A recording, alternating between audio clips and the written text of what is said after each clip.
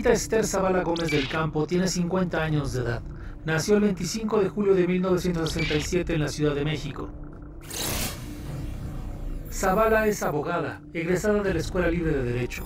Ha impartido clases de esta materia a nivel preparatoria y en la Universidad Iberoamericana. Es casada y tiene 3 hijos. Margarita Zavala se unió al partido Acción Nacional en su adolescencia y a los 17 años de edad ya era parte del grupo de líderes juveniles del partido. A los 24 años se integró al Consejo Político Nacional Panista y en 1993 fue nombrada directora jurídica del Comité Ejecutivo Nacional.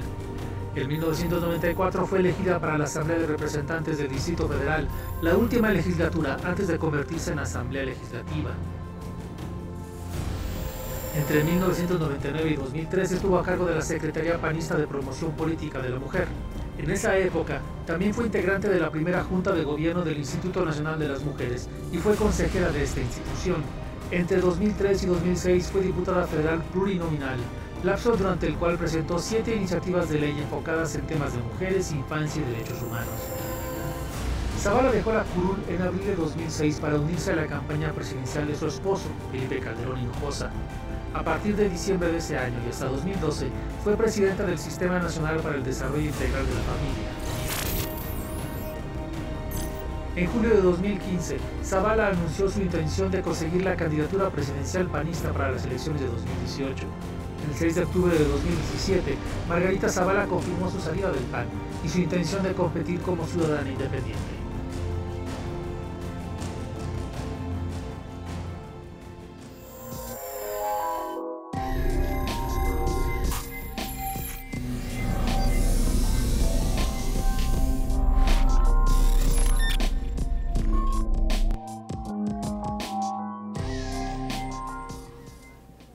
Buenas noches, esto es Pensar México. México tiene muchos retos, uno de ellos, el próximo año, es elegir a nuestros representantes. Hay que poner en la balanza las propuestas, pero eso implica que las conozcamos. Algo difícil en tiempos de noticias falsas e información fragmentada. Buscamos definiciones y respuestas. Para eso, en esta serie estamos conversando con hombres y mujeres que quieren ser nuestros representantes en México. Una de ellas es Margarita Zavala, a quien damos la más cordial bienvenida. Muchas gracias, Margarita, haber aceptado esta invitación. Al contrario, muchísimas gracias. Y además, Pepe, pues también constructor de la democracia. Muchas gracias. Gracias. Permíteme hacer una primera reflexión y pedir tu reacción. Durante muchos años, en México la política se procesó, lo fundamental de la política, bajo el manto de un solo partido político. Siempre a sus flancos hubo otras opciones, algunas germinales, otras testimoniales, pero lo que tenemos hoy es una enorme fragmentación. Es decir, tenemos diferentes partidos y además la enorme novedad de las candidaturas independientes. Viéndolo de manera optimista, se puede decir que esta diversidad expresa mejor las pulsiones, las sensibilidades, las ideologías que coexisten en nuestra sociedad. Pero visto desde el otro punto de vista, esta fragmentación seguramente hará más difícil eso que ya algunos llaman gobernabilidad, es decir, la forja de acuerdos mayoritarios para que las cosas salgan. Desde tu punto de vista, ¿qué necesita México en esta materia? Bueno, primero yo parto del principio de que siempre es mejor las libertades que las restricciones. Es un sentido hasta de principio de subsidiariedad que creo que en la política también debe tenerse y no solo en el derecho. Es decir, a mayor libertad posible, a mayor alternativas posibles. Claro, con sus reglas básicas adelante, pero debe haber las mayores alternativas y libertades posibles. Y el problema de nuestro país no está en el número de alternativas, sino está pues en una falta de Estado de Derecho, en la desconfianza que se le tiene a la autoridad, en cómo se maneja la política, el doble lenguaje, pues estas decisiones populares, que bueno, tú me hablaste del pasado, pero yo estoy viendo un pasado que se está instalando otra vez hasta en los mismos métodos para decidir a un candidato, por ejemplo. Entonces, en ese sentido, ¿el país puede transitar con libertades y con alternativas? Sí. A lo mejor nos falta ponernos de acuerdo en algunas reglas, pero las libertades siempre serán mejor para un país. Por ejemplo, hoy en la Constitución existe en esta materia la posibilidad de construir gobiernos de coalición. Es decir, sí, gracias a la última reforma, se establece que si un presidente de la República, como es lo más probable, no tiene una mayoría que lo acompañe en el Congreso, eventualmente puede construir un gobierno de coalición con otros partidos, aprobando un plan de gobierno, un programa legislativo e incluso el propio gabinete. Me gustaría saber qué piensas de esta posibilidad y también de algo que se discutió pero que ya quedó a estas alturas rebasado, pero que eventualmente se puede recuperar en el año 2019, que es la idea de la segunda vuelta, porque es muy probable que el próximo presidente de la República, con muchos gobernadores, y como ya sucedió en el pasado, de nuevo sea un presidente de minoría. Entonces me gustaría saber tu opinión sobre estas dos posibilidades. Bueno, sí, son dos cosas, no tan distintas porque están en el mismo tema, digamos, político, electoral y de gobernabilidad. Primero, la segunda vuelta, yo estoy convencida de la segunda vuelta, así he escrito varios de mis artículos, porque le da más derechos a los ciudadanos, permite las libertades y al final la gente puede decir claramente lo que piensa, con quién lo piensa y al final decidir entre los dos primeros lugares, pues con quién quiere que se gobierne. Entonces sí es una gran salida para un país como el nuestro. Aparte está, y yo sí creo que, digamos, el 2 de diciembre estaré yo presentando una iniciativa respecto a la segunda vuelta. Sí es algo que tenemos que hacer y estamos obligados a ello, no tengo la menor duda, y lamento mucho que en una reforma electoral como la que se tuvo en el 2013 no se hubiera alcanzado indebidamente, porque hoy no se hubiera resuelto de muchas cosas. La otra es la coalición. Sí me gusta, es un ensayo, es la primera vez que lo vamos a tener, es una vez que el presidente es electo. Así es. Y a mí me parece, primero, que está bien que sea potestativa, a mí no me gusta obligar en política, es decir, no se obliga, está en libertades, tiene que conciliar y su gobierno de coalición es a partir de la elección. Y desde luego para mí es una herramienta, para mí va a ser totalmente necesaria, y no solo respecto en lo personal, sino respecto de cualquier elección, como estoy viendo las cosas.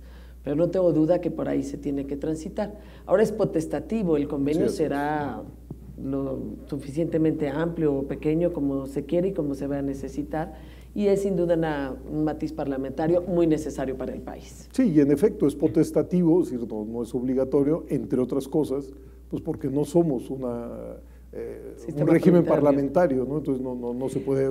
Y lo veo bien porque es la sociedad la que le va a pedir al gobernante, al presidente que construya electo, una mayoría. Que construya la mayoría. Yo no veo otra, y cuando me han preguntado he dicho, no, a mí me queda muy claro que tendré que hacer un gobierno de coalición y sé perfectamente que se puede y se debe hacer. Okay.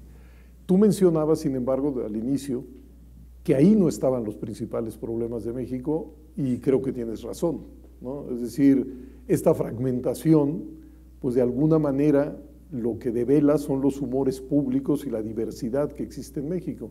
Y mencionabas que otros eran los problemas centrales. Sí, primero porque también parte de las candidaturas independientes es, en la medida en que los partidos políticos se alejan de los ciudadanos, pues salen las figuras independientes, y eso es lo que ha pasado. Pero ¿cuáles son los problemas más importantes? Yo lo presento a través de 3 sentimientos muy claros que tenemos en todo el país. Incertidumbre económica, hay una enorme indignación por la corrupción, a grado tal que se ha perdido la confianza en la autoridad, en los partidos políticos, en la política misma, y también un miedo por la inseguridad creciente. Y esos 3, claro, uno puede decir Estado de Derecho como una parte fundamental, pero al mismo tiempo hay que traducirlos en lo que es vida diaria. Por eso yo sí planteo pues temas sobre economía, seguridad, justicia, que es desde luego Estado de Derecho, y por supuesto solidaridad, acceso a los derechos y un clima internacional al cual también es otro de los retos. Vamos a ir uno por uno de los 3 asuntos que tú señalas. Hablas de incertidumbre económica, corrupción y violencia e inseguridad, digamos. Sin duda alguna son temas que están en el centro del debate público. Vamos a tratar de que nos digas algo, cómo revertir eso, es decir, cómo revertir la corrupción, cómo revertir la inseguridad, cómo revertir la incertidumbre económica. Antes del corte creo que tenemos 1 minuto, y entonces si puedes decir algo sobre estos asuntos y luego lo retomamos después del corte. Oye, bueno, realmente yo comparto lo que mucha gente quiere, el que me está escuchando quiere. Un México honesto en la vida pública y en la vida diaria. Ahora, ¿cómo lograrlo? Ese es el... Y sí que ahorita entramos acá, ¿no? Un crecimiento económico en donde también esté bien distribuido, y claro que podemos tener un México seguro. Sé que lo podemos tener, un México seguro, y resolvamos el problema de la falta de acceso a la justicia, y al mismo tiempo este México solidario que tiene que cerrar las brechas de desigualdad. Las tiene que cerrar para que podamos caminar todos bien y mejor. Y además vivimos en un mundo global al que le tenemos que responder. Entonces, en este momento hacemos un corte y volvemos en unos minutos.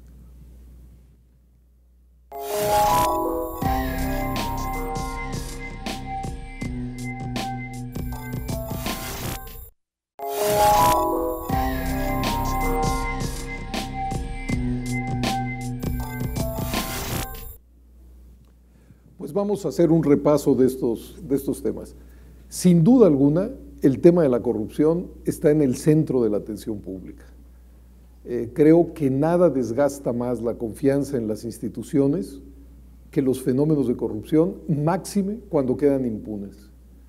No se trata ya solamente de que las gentes se apropien de bienes públicos para fines privados, sino que en esas acciones están erosionando uno de los valores fundamentales de la convivencia, que es la confianza. Decirlo es sencillo, combatirlo y erradicarlo creo que es el gran reto, y en ese sentido pues me gustaría escuchar tu opinión. Sí, porque hay que caer en la cuenta que la corrupción no solo son los ranchos o los departamentos de alguien en otro país, no. Es la medicina que no llega a la clínica, las computadoras que no llegan a las aulas, es eso. Yo lo estoy planteando de manera integral. Primero, sí hay que fomentar los valores y promover la cultura de legalidad. Segundo, hay que cerrar los espacios a la corrupción. Y tercero, con el tema de impunidad, con lo que tú has dicho, que es la condición por la que muchas veces se da la corrupción, hay que ser implacables con la corrupción, implacables. Entonces, en el primer punto, es decir, que tú fomentes los valores, sí, los tienes que fomentar en las escuelas, en las organizaciones, pero también en el gobierno, y especialmente en el gobierno. Y por eso el Sistema Nacional Anticorrupción, como la Ley 3 de 3, ¿qué es lo que está haciendo? Pues está haciendo que de algún modo haya transparencia, rendición de cuentas. ¿Para qué? Para devolver la confianza a la autoridad. Y luego la cultura de legalidad es una promoción completa. Yo estuve en la política desde los 16 años, y quizá los que luchamos mucho por la democracia creímos que con la democracia iba a venir la legalidad, y no vino. No, bueno, es que la democracia no es una varita mágica. Claro, la democracia que no. lo que logra es que la diversidad política pueda expresarse, pueda recrearse, pueda convivir, pueda competir de manera institucional y pacífica. Pero yo creo que en materia de corrupción, pues mientras los culpables no acaben en la cárcel y los bienes no sean recuperados para la nación, el mensaje será muy débil. Muy débil. Es Entonces, decir, cierra los espacios a la corrupción. Por ejemplo, si genera un sólido sistema nacional anticorrupción, es cierto, pero lo que tienes que hacer es que se desregule muchas cosas de la economía. Por ejemplo, tienes que dar más libertades. Cada vez que regulas en exceso, generas una condición de la corrupción. La ley de extinción de dominio, por ejemplo, es algo que, es decir, un poco lo que tú dices, no solo no queremos que no lo roben y los metan a la cárcel, es que regresen lo que se robaron, sí, o que se regresen, pero para ello sí necesitas un andamiaje legislativo en términos de extinción de dominio. Y cuando tú cierras los espacios de la corrupción, también los cierras a través de gobiernos abiertos. La gente debe saber cuánto es, qué peso da a cada programa y para qué es ese programa. Y yo creo que tenemos que ya entrarle a presupuestos base cero y a empezar a medir realmente lo que estamos evaluando. Los presupuestos base cero son muy difíciles, pues porque hay una serie de compromisos adquiridos. Pero en principio sí lo puedes hacer, bueno, claro que sí. Pasemos ahora al segundo, porque el tiempo es muy complicado. Y también, perdón, y acompáñate gente honesta, no te hagas, ¿no? Digamos, uno es honesto y tiene que acompañarse de gente honesta y castígalo. El tema de la inseguridad y la violencia. Yo creo que ese es uno de los temas que más preocupan a la gente. Digo, hay zonas del país que se han convertido prácticamente en zonas invivibles. Es decir, el número de muertos, el número de desaparecidos, de familias quebradas, es enorme. Y los feminicidios. Y sin duda. Pero ese fenómeno ha afectado a zonas muy grandes, pero incluso quienes no lo han resentido de manera directa, viven con la sombra de la violencia. Y hay quien ha planteado, a mí me suena lógico, que una de esas fuentes ha sido la forma en que hemos tratado el asunto de las drogas, es decir, condenándolas. Y hay quien ha planteado que se podrían legalizar algunas de estas, precisamente para convertir el asunto en un problema de salud y no en un problema delincuencial. Yo sé que eso no resolvería por completo el asunto de las bandas delincuenciales, que no solo se dedican hoy al tráfico de drogas, sino al tráfico de personas, a amedrentar, a vender protecciones, a los secuestros, etcétera, etcétera. Pero suena que en efecto, por ejemplo, la despenalización en el consumo de la marihuana nos podría eventualmente ayudar en ese combate. No sé cuál sea tu opinión. A ver, dos cosas. Primero, integralmente sí se requiere una política de seguridad ciudadana, seguridad pública o seguridad ciudadana, y yo lo planteo integralmente, es decir, reestructura la administración pública, saca la policía de la Secretaría de Gobernación y hace una Secretaría de Seguridad Ciudadana para poner en el pasado, eso ya existió antes, sí, por supuesto, pero pon en el centro pues al ciudadano y como prioritario el objetivo del Estado de cuidar a los ciudadanos. Fortalece a la Policía Federal en este caso con, por supuesto, capacitación, con adiestramiento, con valores, pero fortalécela y con control de confianza. Un sistema nacional de policía que no tenemos y que permita que el policía de Tapachula se sienta tan certificado como el de San Pedro Garza García, como el de la Ciudad de México. Y hace una corporación con asuntos internos, es decir, un policía honesto tiene que estar en una corporación honesta. Y luego una política de prevención basada en evidencias y no en las ocurrencias que hemos tenido y que eso requiere una política de prevención del delito, de acceso a la denuncia, mucho más sencillo de lo que ahora tenemos. Eso es una parte y es fundamental tratar así el tema de seguridad completo y con un sistema nacional. El otro tema que me tratas, porque drogas. Sí es importante, la inseguridad no es solo un asunto de drogas, es crimen organizado, es secuestro, es extorsión, es la joven que se sube al transporte público y entra en pánico porque la vayan a violentar. Bueno, te voy a contestar aparte de lo de las drogas. Yo estoy de acuerdo, por ejemplo, que en el uso de la marihuana para cosas científicas o médicas, pues adelante. Eso ya está. Que de ya hecho, está, en eso ya se avanzó. Sí, que ya se ha avanzado. Y el uso recreativo. Ahora, digamos. El uso recreativo, yo en principio estoy en contra porque no he escuchado a los padres de familia y hay que escucharlos, porque no hemos escuchado a los maestros y hay que escucharlos. Pero padres de familia unos dicen una cosa, otros dicen otra, los maestros unos dicen una cosa, otros dicen otra. En política unos dicen una cosa y otra y lo que queremos oír es la opinión tuya. Mi opinión es de entrada, la verdad, en contra, porque no tengo ni un sistema nacional de salud, un sistema de salud que realmente cache, digamos, o responda a un problema de adicciones como seguramente se podría venir, eso por un lado. La otra es que sí estaría yo atenta a lo que está pasando en Uruguay, en Colorado, es decir, cuáles son los efectos que han tenido en términos de despenalización o legalización de la marihuana, nada más en lúdico, científico y médico creo que no estamos discutiendo. Pero mira, Pepe, creer que por legalizar la marihuana se va a disminuir la violencia, yo creo que es de una ingenuidad enorme. Si uno creyera que solamente con eso las bandas delincuenciales quedan desmanteladas, sería una ingenuidad. Exactamente. Pero no cabe duda que del tráfico de drogas sí se obtienen pues recursos muy importantes. Pues sí, también de armas muchísimo. Bueno, y habría entonces, que tener también una especie de control de las armas y, por ejemplo, me imagino, no sé qué hacer en la frontera por todas las armas que pasan de los Estados Unidos. Ese es otro punto. Tendremos que tratar las cosas regionalmente. Una de ellas, seguramente es la droga, otras son las armas, pero por supuesto de entrada yo sí estoy en contra porque no le veo el efecto en una disminución drástica de la violencia.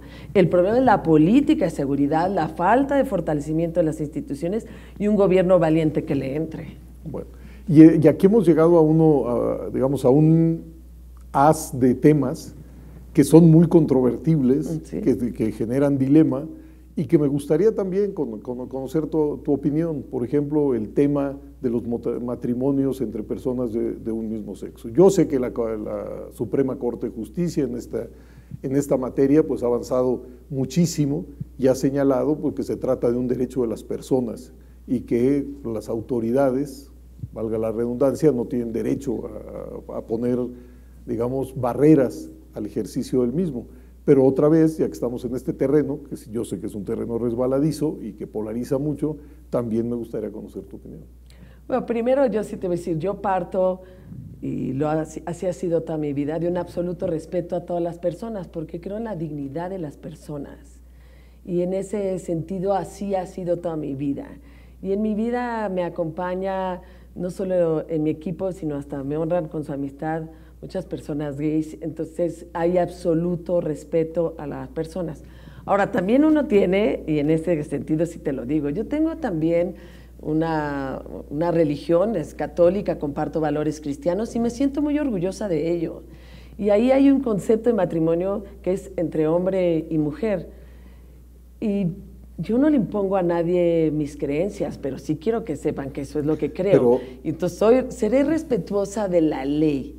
Y los congresos locales deciden y los gobernantes tendrán que respetar, pero sí parto por mis valores. Ahí entramos, bueno, y todos los valores son, en este caso son respetables, pero estamos dentro de un Estado laico y se supone que al legislar, digamos, la dimensión religiosa del asunto, pues debe quedar por un momento entre paréntesis, porque estamos hablando de derechos. Ahora, si mal no te entiendo, tú me corriges, unes tu convicción, pero dices, dentro de un Estado laico debería existir la posibilidad de los matrimonios del mismo sexo. Lo que es importante es, primero, que sepas mi opinión, que la he dado, y la otra, que yo voy a respetar a todos, y claro que respetaré a los congresos lo que decidan, y a la Corte lo que dirima su controversia, pero esa es mi opinión. Y soy de las que creo que podemos coincidir muchos en que una figura distinta que nos permita caminar a todos juntos y por un lado se respete lo que tradicional, cultural, no solo religiosamente se llama matrimonio entre hombre y mujer, y en otro el derecho a vivir con quien se quiera y que sea protegido por el Estado. Ahora, seré presidenta de la República, respetaré lo que digan los congresos y a nadie le impongo lo que creo. Bueno. Una última pregunta, porque ahora sí estamos de nuevo contra el tiempo. México es un país muy fragmentado. La CEPAL nos ha dicho que en América Latina uno de los problemas mayores es el de la cohesión social. No estoy hablando de la fragmentación de carácter político, sino somos una sociedad muy escindida, muy polarizada. ¿Cómo empezar a revertir eso? Bueno, por un lado, parte de un principio de economía en donde no solo se trate de crecer más, es cómo crecemos y cómo cerramos esas brechas de desigualdad. Yo estoy convencida que si echamos a andar motores económicos que tenemos, como el de economía verde, de desarrollo humano sustentable, de medio ambiente, de respeto a fuentes renovables y además echarlas a andar, con un motor económico como el mar y ciudades que dan al mar y que desgraciadamente son tan pobres por no haber echado a andar esos motores económicos, y preservar la cultura y saber vivir de ella, puede generar este cierre de brechas. Ahora, hay infraestructura que tenemos que crear, sí para la industrialización, pero también para cerrar las brechas, por ejemplo, en educación, en las escuelas, en los hospitales, en las carreteras. en los ferrocarriles. Eso también nos irá cerrando muchas de las brechas que tenemos en nuestro país. Muchas gracias, Margarita. Gracias por tu franqueza, gracias por tus respuestas. Y les notificamos que habrá otros programas de esta serie. Los invitamos a estar atentos. De nuevo, muchas gracias a Margarita Zavala. Muchas gracias.